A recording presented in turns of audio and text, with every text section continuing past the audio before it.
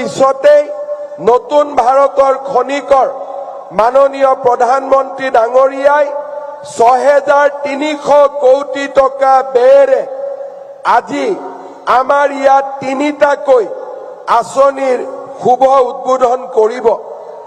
আজি ৰাজ্যৰ ২৪ সংখ্যক মেডিকেল কলেজ হিচাপে দৰং মেডিকেল কলেজৰ আধাৰশিলা স্থাপন কৰা হ'ব।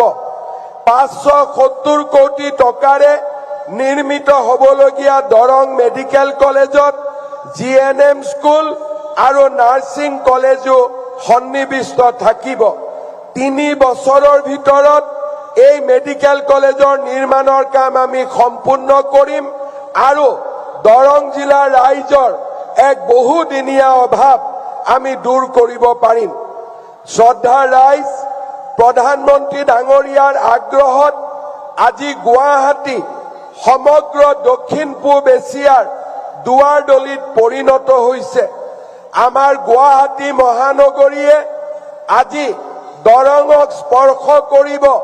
দৰং আৰু গুৱাহাটী আৰু মৰিগাঁও জিলাৰ সমন্বয় সাধনেৰে গুৱাহাটী ৰিং ৰোড নিৰ্মাণ কৰা হ'ব। ৪৫৩০ কোটি টকাৰে এই ৰিং ৰোড নিৰ্মাণ হোৱাৰ লগে লগে গুৱাহাটী মহানগৰীয়ে দৰঙক স্পৰ্শ কৰিব, মৰিগাঁওক স্পৰ্শ কৰিব আৰু আমাৰ সমগ্ৰ অঞ্চলটোত এক নতুন দিগন্ত উন্মোচিত হ'ব।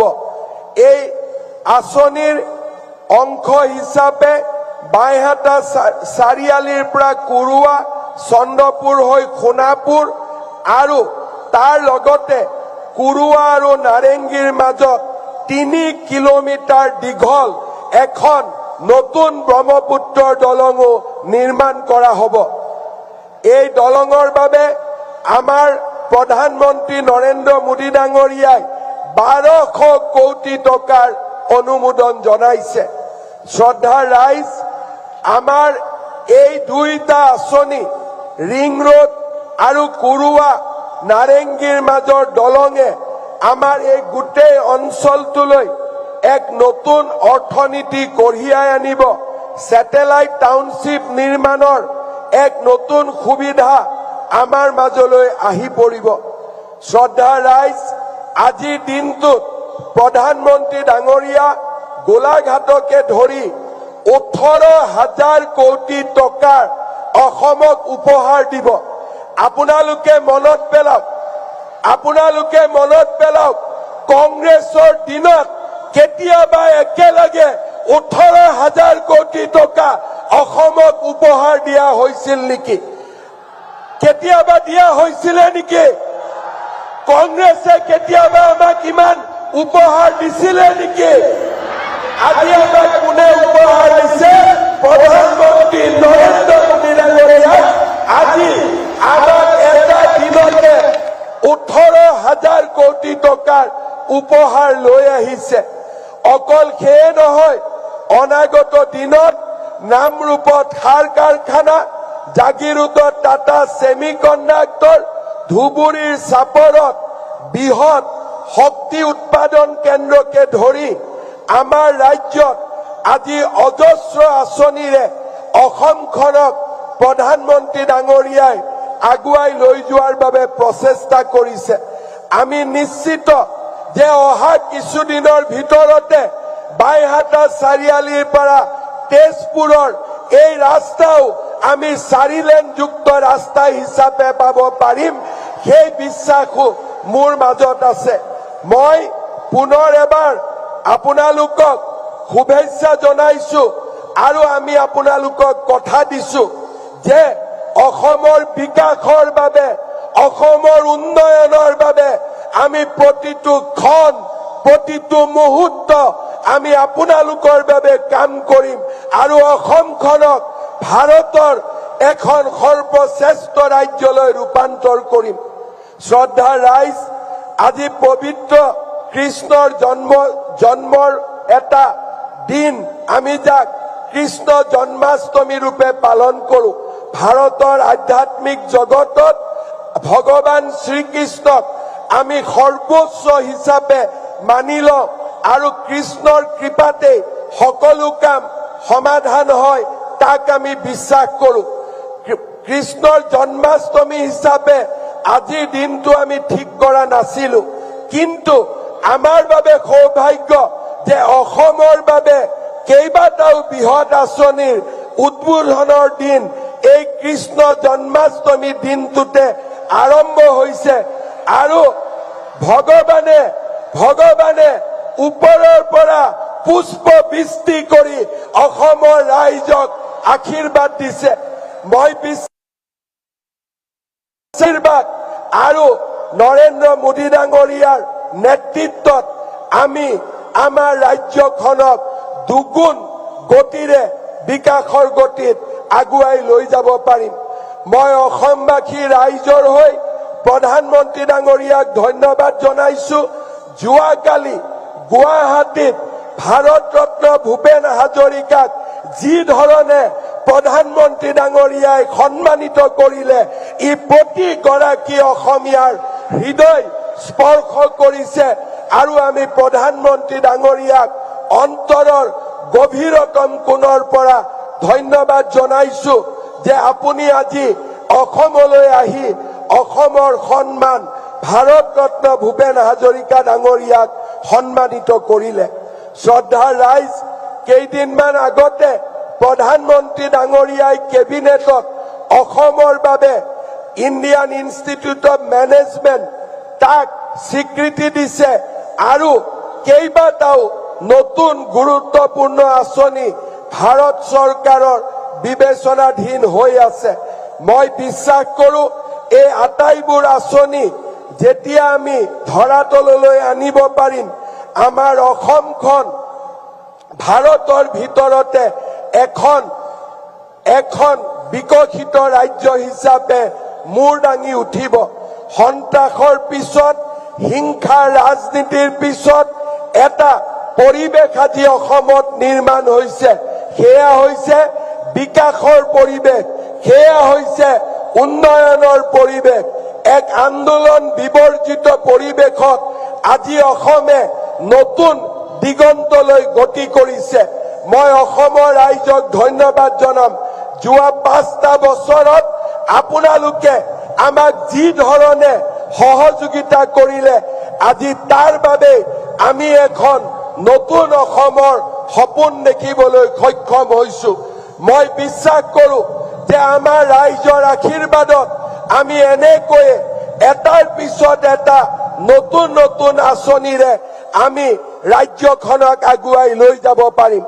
আমি যেতিয়া গুৱাহাটীৰ ৰিং ৰোডৰ কথা কৈছিলো, একাংশ লোকে আমাক হাঁহিছিলে। আজি ৰিং ৰোড বাস্তৱত ৰূপায়িত হল।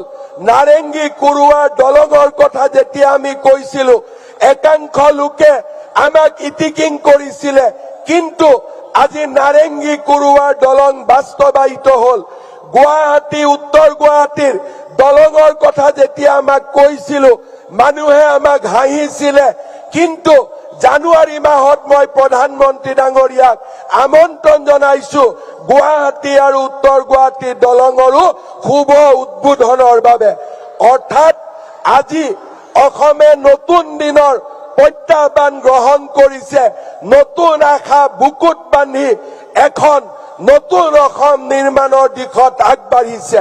যিসকলে আমাক বিৰোধিতা কৰে তেখেতসকলকো মই কব খুজিছো, অসমৰ বিকাশৰ গতিত, অসমৰ উন্নয়নৰ গতিত হিমালয়ো যদি আহি সন্মুখত থিয় হয়, আমি হিমালয়কো অতিক্ৰম কৰি আগবাঢ়ি যাম আৰু এখন নতুন অসম আমি নিৰ্মাণ কৰিম। পুনৰ এবাৰ আজিৰ এই দৰঙৰ পবিত্ৰ মাটিৰ পৰা, পবিত্ৰ ভূমিৰ পৰা মই অসমবাসী ৰাইজৰ হৈ প্ৰধানমন্ত্ৰী ডাঙৰীয়াক আকৌ এবাৰ অসম ভূমিলৈ আদৰণি জনাইছো। ৰাইজক অনুৰোধ কৰিম, সকলোৱে নিজৰ মোবাইলৰ বেটাৰীৰ লাইট জ্বলাই প্ৰধানমন্ত্ৰী ডাঙৰীয়াক আপোনালোকে এবাৰ স্বাগত কৰক। সকলোৱে মোবাইলৰ লাইট জ্বলাই প্ৰধানমন্ত্ৰী ডাঙৰীয়াক থিয় হৈ আপোনালোকে সকলোৱে এই পবিত্ৰ ভূমিলৈ আকৌ এবাৰ স্বাগত কৰক। সকলোৱে কব ভাৰত মাতা কে নৰেন্দ্ৰ মোদী নৰেন্দ্ৰ মোদী নৰেন্দ্ৰ মোদী বহুত বহুত ধন্যবাদ জয় হিন্দ বন্দে মাতৰম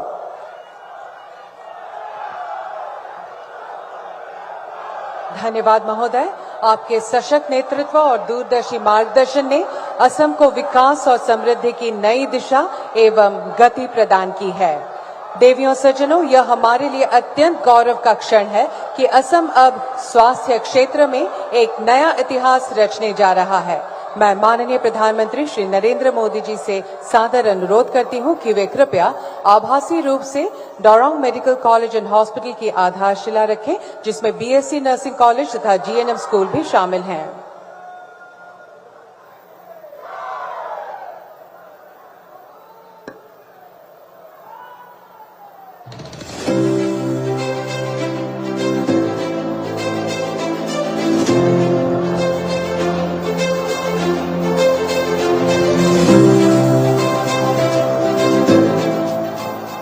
धन्यवाद महोदय। देवियों सज्जनों, अब हम आपके समक्ष डोरोंग मेडिकल कॉलेज एंड हॉस्पिटल पर आधारित एक वृत्त चित्र प्रस्तुत करेंगे। अपनी अद्भुत प्राकृतिक सुंदरता के साथ नरेंद्र मोदी जी के विकसित भारत के सपने को साकार करता असम। पिछले 10 वर्षों में प्रधानमंत्री श्री नरेंद्र मोदी जी के विजन और मुख्यमंत्री श्री हिमंत बिस्वा शर्मा जी के दूरदर्शी नेतृत्व में असम ने विकास की एक नई गाथा लिखी है। इसी क्रम में स्वास्थ्य सेवाओं को भी सर्वोच्च प्राथमिकता दी गई है। सरकार की कोशिश है कि इलाज के लंबी लंबी लाइनों से मुक्ति हो, इलाज के नाम पर होने वाली दिक्कतों से मुक्ति मिले। इसके लिए एक के बाद एक योजनाएं लागू की गई हैं। यही वन नेशन वन हेल्थ की भावना है। राज्य सरकार ने लगातार नए चिकित्सा संस्थान खोले हैं। आज असम में 15 मेडिकल संस्थान और अस्पताल पहले से कार्यरत हैं, जिनमें एम्स जैसे प्रतिष्ठित केंद्र भी शामिल हैं, जबकि 10 से अधिक नए संस्थानों का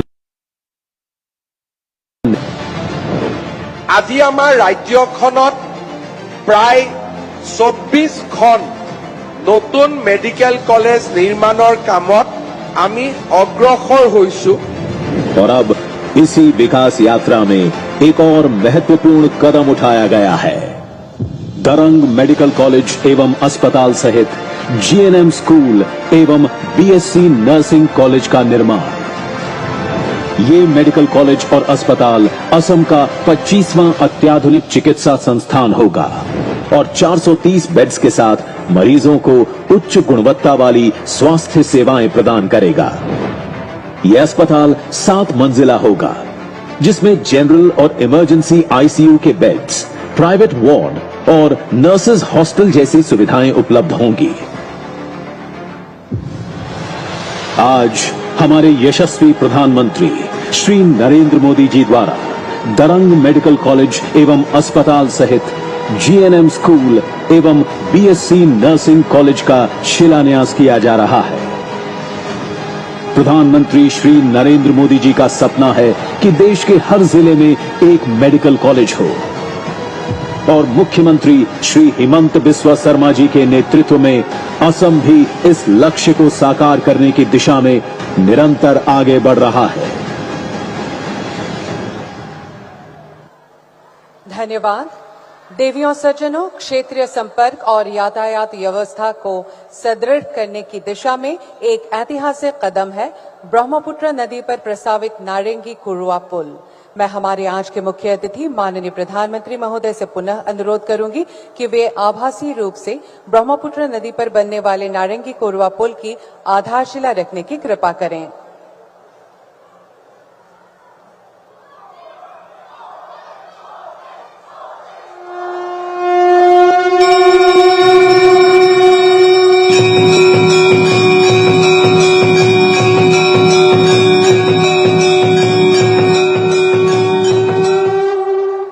धन्यवाद महोदय। अब हम ब्रह्मपुत्र नदी पर प्रस्तावित नारंगी कुरवा पुल पर आधारित एक वृत्त चित्र प्रस्तुत करेंगे। हमारे माननीय प्रधानमंत्री श्री नरेंद्र मोदी जी के विजनरी नेतृत्व में पूरे देश में लास्ट माइल कनेक्टिविटी से ईज ऑफ लिविंग और ईज ऑफ डूइंग बिजनेस प्रदान करने के लिए नदियों पर पुलों का निर्माण तेजी से किया जा रहा है। असम को भी इसका लाभ मिला है। 2014 तक ब्रह्मपुत्र नदी पर केवल 3 ब्रिज थे, जिनकी संख्या आज 6 हो गई है। ब्रह्मपुत्र नदी असम के लिए महत्वपूर्ण जीवन रेखा है, जो कृषि, परिवहन और जैव विविधता को बढ़ावा देती है। आज हमारे माननीय प्रधानमंत्री श्री नरेंद्र मोदी जी इसी ब्रह्मपुत्र नदी पर कुरुवा से नारंगित के बीच करीब 1200 करोड़ रुपए की लागत से बनने वाले 2.9 किलोमीटर लंबे पुल का शिलान्यास कर रहे हैं। ये पुल उत्तर और दक्षिण गुवाहाटी के बीच बेहतर संपर्क प्रदान करेगा, जिससे गुवाहाटी शहर के विस्तार में और अधिक बल मिलेगा। शहर में भीड़ भाड़ और ट्रैफिक जैम को खत्म करेगा। सोनापुर और इसके आसपास के क्षेत्रों के लोगों को दरंग पहुंचने में लगभग 2 से 2.5 घंटे लगते हैं, लेकिन इस पुल के बनने के बाद उन्हें केवल 25 से 30 मिनट ही लगेंगे। से कुरुआ तक जाना सही है। कुरुआ से नया ब्रह्मपुत्र का पुल से वो नारंगी तक आना चाहिए। इस पुल से ओरांग टाइगर रिजर्व और पोबितरा वन्य जीव अभयारण्य तक भी वन्य जीव प्रेमियों को पहुंचना आसान होगा। साथ ही जागी रोड में विकसित हो रहे पूर्वोत्तर भारत के प्रथम सेमीकंडक्टर प्लांट की पहुंच भी सुगम होगी, जिससे भविष्य में गुवाहाटी शहर, दरंग जिला, कामरूप जिले से रोजगार हेतु आवाजाही आसान होगी। 2018 में असम की इकोनॉमी 3.25 लाख करोड़ रुपए की थी।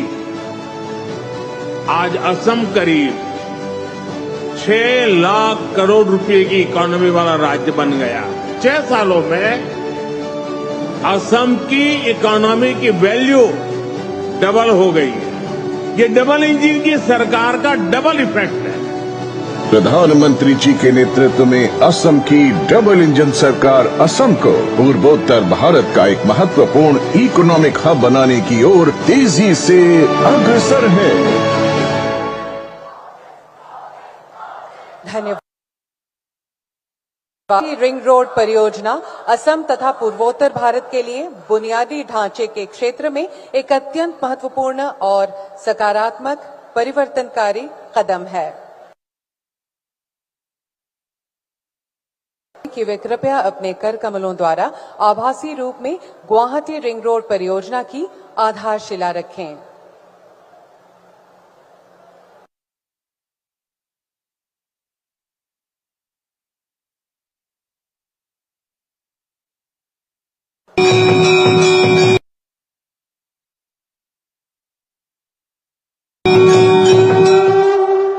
धन्यवाद महोदय। पर आधारित एक संक्षिप्त वृत्त चित्र प्रस्तुत करेंगे। हमारे माननीय प्रधानमंत्री श्री नरेंद्र मोदी जी के गतिशील नेतृत्व में देश के राष्ट्रीय राजमार्ग नेटवर्क में अभूतपूर्व वृद्धि हुई है, जिसने देश की तस्वीर ही बदल दी है। असम और पूरे पूर्वोत्तर राज्यों को भी इसका लाभ मिला है। 2014 तक यहाँ सिर्फ 10,000 किलोमीटर नेशनल हाईवे हुआ करते थे। पिछले 10 वर्षों में ही हमने 6,000 किलोमीटर के नए नेशनल हाईवे बनाए हैं। आज माननीय प्रधानमंत्री जी 4,530 करोड़ रुपए की लागत की गुवाहाटी रिंग रोड परियोजना का शिलान्यास कर रहे हैं, जिसकी कुल लंबाई 118.53 किलोमीटर है। मेरा बहुत दिन से सपना है कि गुवाहाटी का रिंग रोड बने। मतलब जो 6 लेन हाईवे आज खानापारा से जालुकबाड़ी तक हो रहा है, वो बाईहाटा सारियाली होना चाहिए, वहां से कुरुआ तक जाना चाहिए। ये परियोजना 55.54 किलोमीटर लंबे ग्रीनफील्ड कॉरिडोर को समेटे हुए है, जो क्षेत्र के लिए एक परिवर्तनकारी कदम होगा। इसके अलावा इसमें खानापारा से जोराबाट तक के राजमार्ग को 6 लेन में विकसित करना भी शामिल है, जिससे यातायात अधिक सुगम होगा। गुवाहाटी रिंग रोड परियोजना मौजूदा मार्ग को बैहाटा, चरियाली और सोनापुर से जोड़कर एक वैकल्पिक मार्ग प्रदान करेगी, जिससे गुवाहाटी शहर में यातायात का दबाव कम होगा। पूर्वोत्तर राज्यों से अपर असम का चाय उद्योग, नुमालीगढ़ रिफाइनरी, जागी रोड के सेमीकंडक्टर हब एवं पूर्वोत्तर राज्यों तक देश के अन्य क्षेत्रों से पहुंच आसान होगी, जिससे व्यापार वाणिज्य अभूतपूर्व विकास निश्चित है। हमारे माननीय प्रधानमंत्री जी के नेतृत्व में असम की डबल इंजन सरकार असम को देश का अग्रणी आर्थिक और वाणिज्यिक केंद्र बनाने की दिशा में तेजी से अग्रसर है। धन्यवाद। अब मैं सर्वजन प्रिय माननीय प्रधानमंत्री श्री नरेंद्र मोदी जी से करवत निवेदन करती हूं कि वे कृपया अपने ओजस्वी और प्रेरणादायी उद्बोधन से हम सभी को प्रेरित और मार्गदर्शित करें।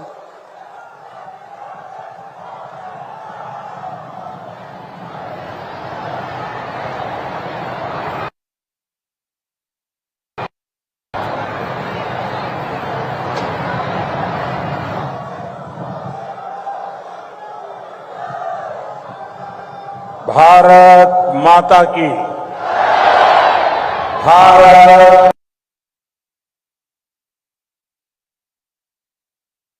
की। असम के लोकप्रिय मुख्यमंत्री हिमंता बिस्वा शर्मा जी,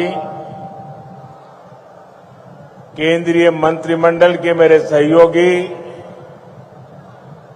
श्री सर्बानंद सोनोवाल जी, असम सरकार के सभी मंत्रीगण, सांसद और विधायकगण, अन्य जनप्रतिनिधि और लगातार बारिश के बावजूद भी इतनी बड़ी तादाद में आप सब आशीर्वाद देने आए, ऐसे मेरे प्यारे भाइयों बहनों नमस्कार।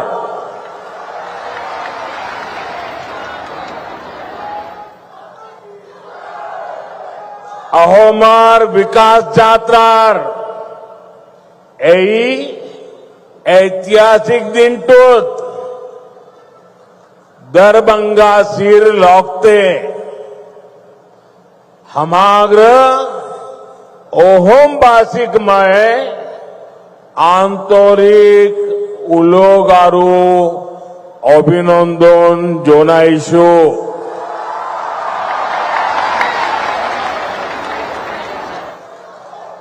साथियों, ऑपरेशन सिंदूर के बाद कल मेरा पहली बार आसाम आना हुआ है। मां कामाख्या के आशीर्वाद से ऑपरेशन सिंदूर को जबरदस्त सफलता मिली। इसलिए आज मां कामाख्या की इस धरती पर आकर एक अलग ही पुण्य अनुभव हो रहा है। और ये भी सोचने में सुहागा है कि इस क्षेत्र में आज जन्माष्टमी मनाई जा रही है, तो आप सबके बीच जन्माष्टमी के पावन पर्व पर आप सबको भी बहुत बहुत शुभकामनाएं देता हूं। और लाल किले से मैंने कहा था, चक्रधारी मोहन को याद किया था, श्री कृष्ण को याद किया था, और मैंने भविष्य की सुरक्षा नीति में एक सुदर्शन चक्र की कल्पना को लोगों के सामने रखा है। साथियों, हमारा ये मंगलदोई तो वो स्थान है जहां संस्कृति की त्रिवेणी, इतिहास के गौरव और भविष्य की आशा, सबका संगम एक साथ होता है। ये क्षेत्र असम की पहचान का भी केंद्र बिंदु है। प्रेरणा और पराक्रम से भरी इस भूमि पर आप सभी जनता जनार्दन के दर्शन करने का सौभाग्य पाकर मैं धन्य हूं। भाइयों और बहनों, कुछ दिन पहले ही हमने भारत रत्न सुधा कंठो भूपेन हजारी जी का जन्मदिवस मनाया है। कल उनके सम्मान में हुए एक बहुत बड़े कार्यक्रम का हिस्सा बनने का अवसर मुझे मिला। असम के ऐसी महान संतानों ने, हमारे पूर्वजों ने जो सपना देखा था, आज बीजेपी की डबल इंजन सरकार उसको पूरी ईमानदारी से पूरा करने में जुटी है। भाइयों बहनों, कल जब मैं भूपेन दा की जन्म शताब्दी दिवस के कार्यक्रम में था, तो रात को मुझे मुख्यमंत्री जी ने एक बात बताई और आज सुबह मुझे वो वीडियो भी दिखाया। ये देख करके मुझे बहुत गहरी चोट पहुंची।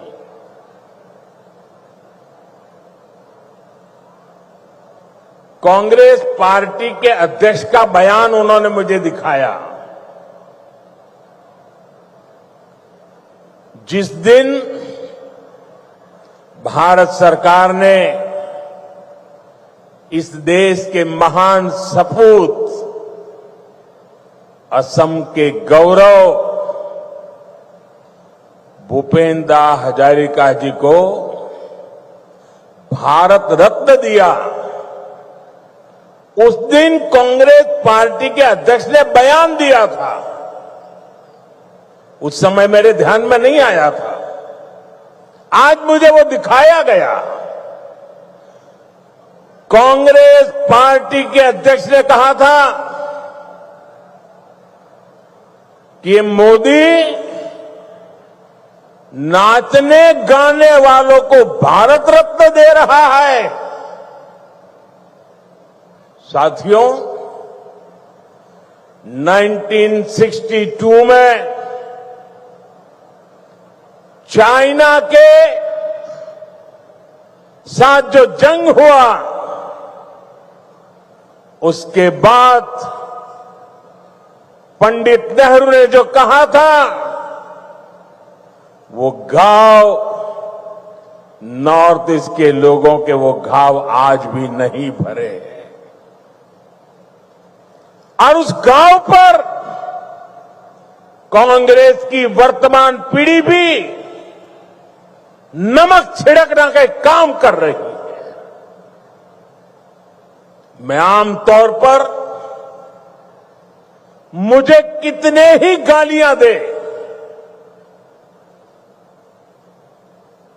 मैं तो भगवान शिव का भक्त हूं, सारा जहर निगल देता हूं।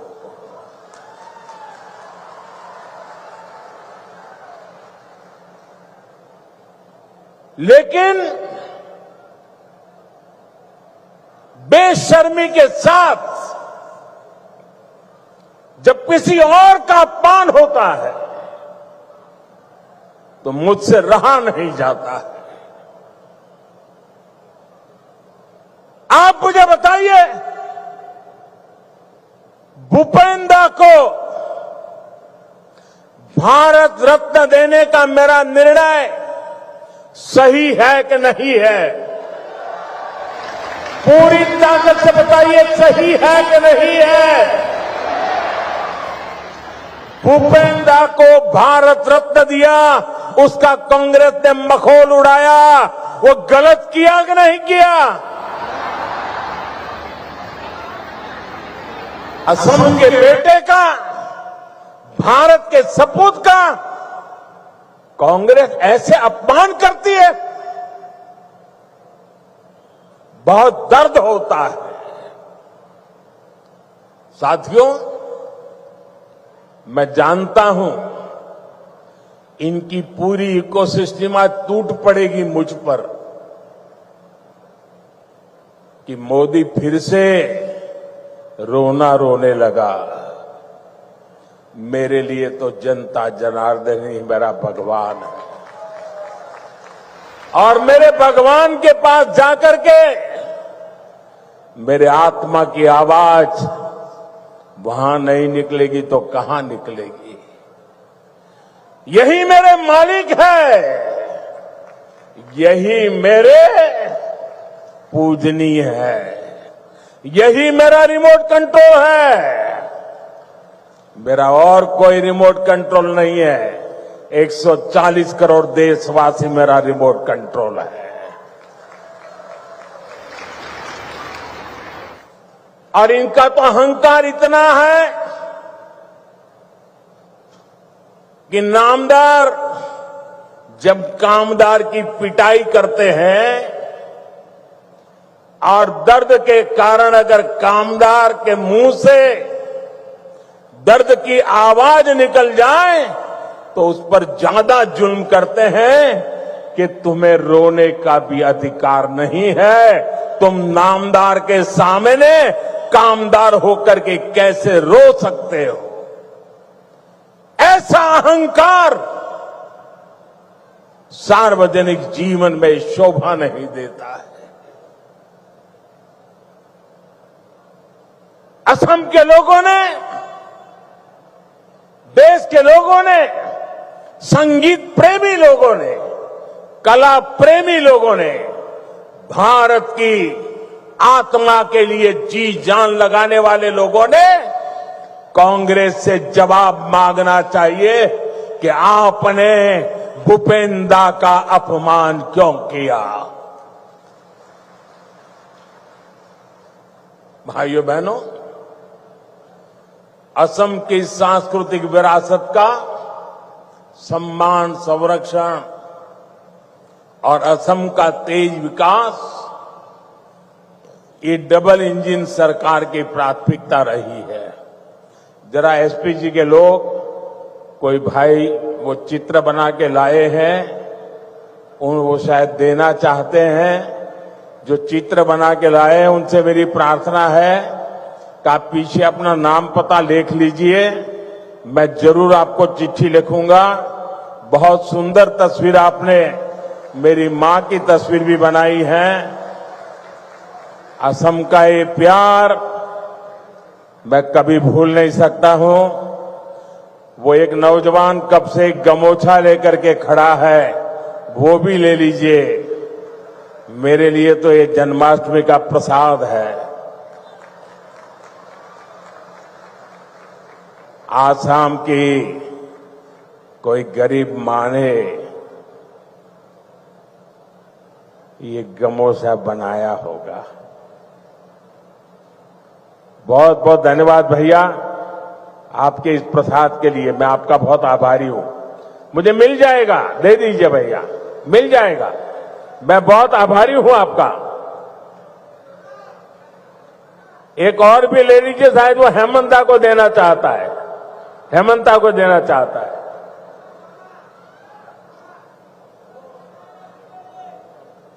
ठीक है, जहां जाना है सही जगह पे जाएगा। बहुत आपका प्यार के लिए धन्यवाद नौजवान।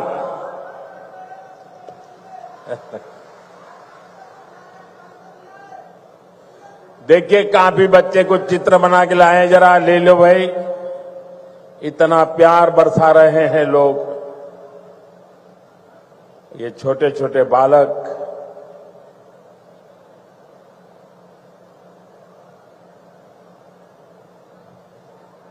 ऐसा सौभाग्य कहां मिलता है भाई।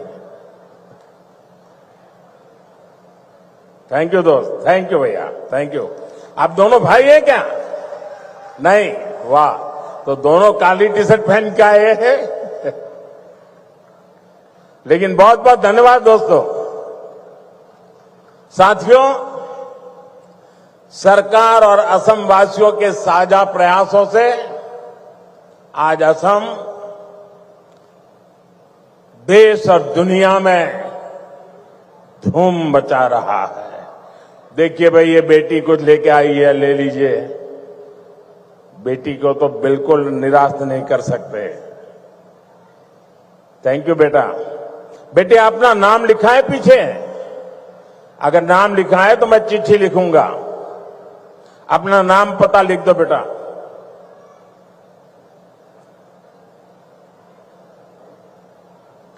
साथियों, आज भारत दुनिया का सबसे तेजी से ग्रो करने वाला देश है। वहीं असम भी देश के सबसे तेजी से ग्रो करने वाले राज्यों में एक बन गया है। एक समय था जब असम विकास में पिछड़ा हुआ था, देश के साथ कदम ताल नहीं कर पा रहा था, लेकिन आज असम करीब करीब 13% की ग्रोथ रेट से आगे बढ़ रहा है। बेटा, बहुत बहुत धन्यवाद। साथियों, 30% ग्रोथ, 13% ग्रोथ, ये बहुत बड़ी अचीवमेंट है। ये आपकी अचीवमेंट है। हो जाए ताली आज आपके नाम पर। हमारे नाम पर तो आप बहुत तालियां बजाते हैं। मैं आज आपके पसीने पर ताली बजाना चाहता हूं।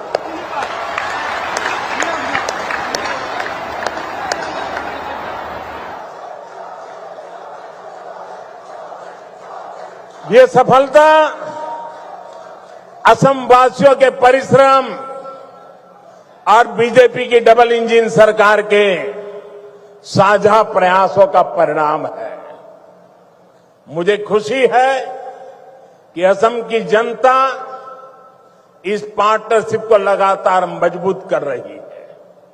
इसलिए तो हर चुनाव में हेमंता जी और उनकी टीम को बार बार भारी समर्थन मिल रहा है। हाल में हुए पंचायत चुनावों में भी असम ने हम सभी को ऐतिहासिक विजय दिलाई है, अपना आशीर्वाद दिया है।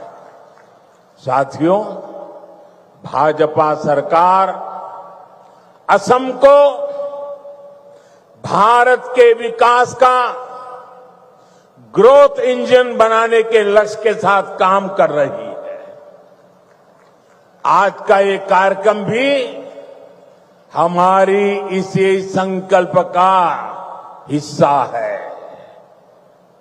अभी कुछ देर पहले इस मंच से करीब 6,500 करोड़ रुपए की विकास योजनाओं का शिलान्यास हुआ है।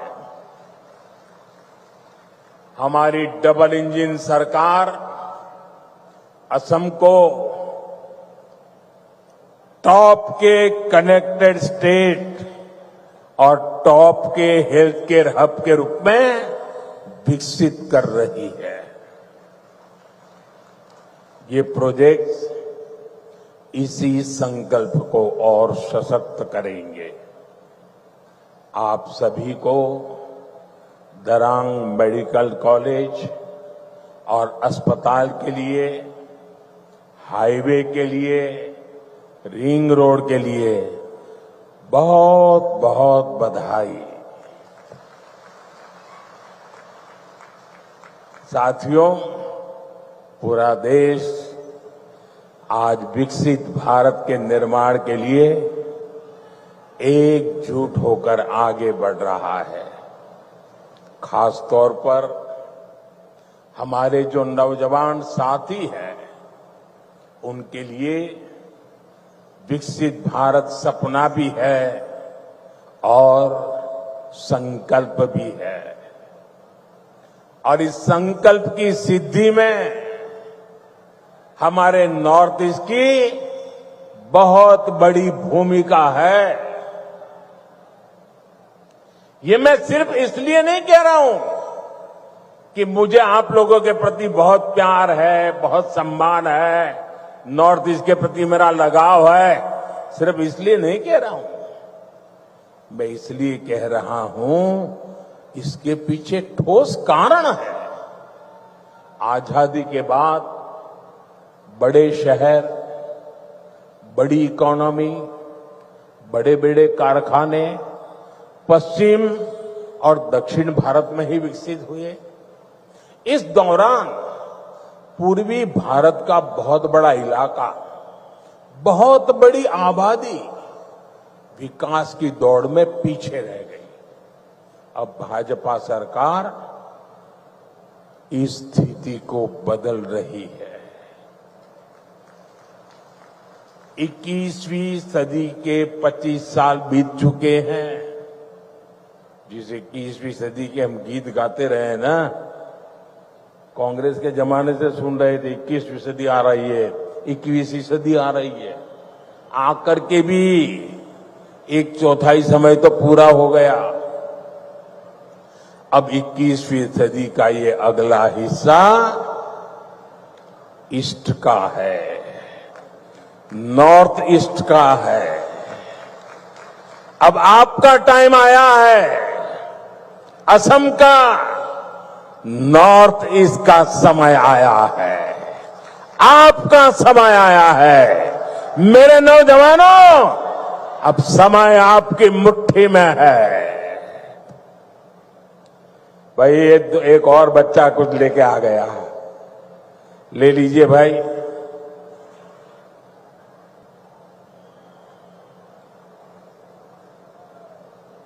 अब ये लोग भी मेरी मुसीबत जान लेते हैं। मां का चित्र लेके आते हैं तो मन करता है बस ले लूं।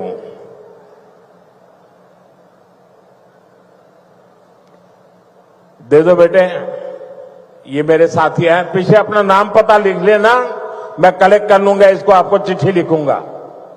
जरा ये लेकर के दे दीजिए भी एसपी जी वालों को। साथियों, किसी भी क्षेत्र के तेज विकास के लिए तेज कनेक्टिविटी बहुत जरूरी है। इसलिए हमारी सरकार का बहुत अधिक फोकस नॉर्थ ईस्ट में कनेक्टिविटी पर रहा है। रोड, रेल, एयर जैसी physical connectivity, 5G, internet, broadband जैसी डिजिटल कनेक्टिविटी, इससे आप लोगों को सुविधा मिली, जीवन आसान हुआ, बिजनेस करना आसान हुआ। इस कनेक्टिविटी से आप लोगों के लिए घूमना फिरना आसान हुआ, टूरिज्म का विस्तार हुआ और इसने यहां के हमारे नौजवानों के लिए नौकरी के, रोजगार के नए अवसर भी बनाए। साथियों, कनेक्टिविटी के इस महाअभियान का असम को भी बहुत लाभ मिला है। मैं आपको एक उदाहरण देता हूं। आजादी के 6 दशक तक दिल्ली में कांग्रेस की सरकार रही। असम में दशकों तक कांग्रेस रही, लेकिन कांग्रेस ने 60-65 सालों में ब्रह्मपुत्र पर सिर्फ 3 पुल बनाए। 60-65 साल में 3। फिर आपने हमें सेवा करने का मौका दिया और 1 दशक में हमारी सरकार ने 6 बड़े ब्रिज बना दिए। 6 बड़े ब्रिज। अब मुझे बताइए, इतना काम करेंगे तो आप खुश होंगे कि नहीं होंगे? आपके आशीर्वाद मिलेंगे कि नहीं मिलेंगे? आपका प्यार मिलेगा कि नहीं मिलेगा? आप खुश हैं ना? मैं और भी काम करना चाहता हूं, बस आशीर्वाद देते रहिए।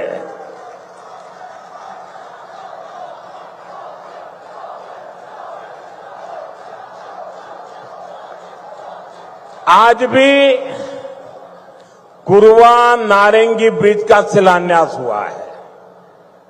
इस ब्रिज से गुवाहाटी और दरांग के बीच की दूरी कुछ ही मिनट की हो जाएगी।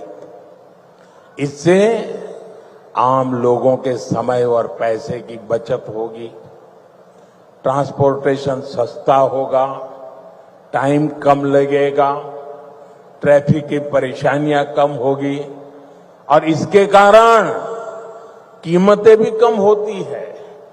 साथियों, नई रिंग रोड से आपको बहुत फायदा होगा।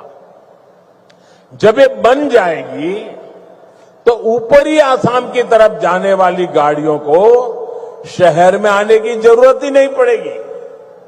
ये ring road 5 national highway, 2 state highway, 1 airport, 3 railway station और 1 इनलैंड वाटर टर्मिनल को आपस में जोड़ने का काम करेगा। यानी असम में पहली बार सीमलेस मल्टी मॉडल कनेक्टिविटी का पूरा नेटवर्क होने का ये है डबल इंजन की बीजेपी सरकार का विकास का मॉडल। साथियों, हम आज की नहीं बल्कि अगले 25-50 साल की जरूरतों के मुताबिक देश को तैयार कर रहे हैं, क्योंकि 2047 जब आजादी के 100 साल होंगे ना, विकसित भारत बना के रहना है दोस्तों। आपके लिए बनाना है, आपके बच्चों के लिए बनाना है, नौजवानों के उज्जवल भविष्य के लिए बनाना है। इसी कड़ी में मैंने लाल किले से घोषणा की थी कि अब जीएसटी में नेक्स्ट जनरेशन रिफॉर्म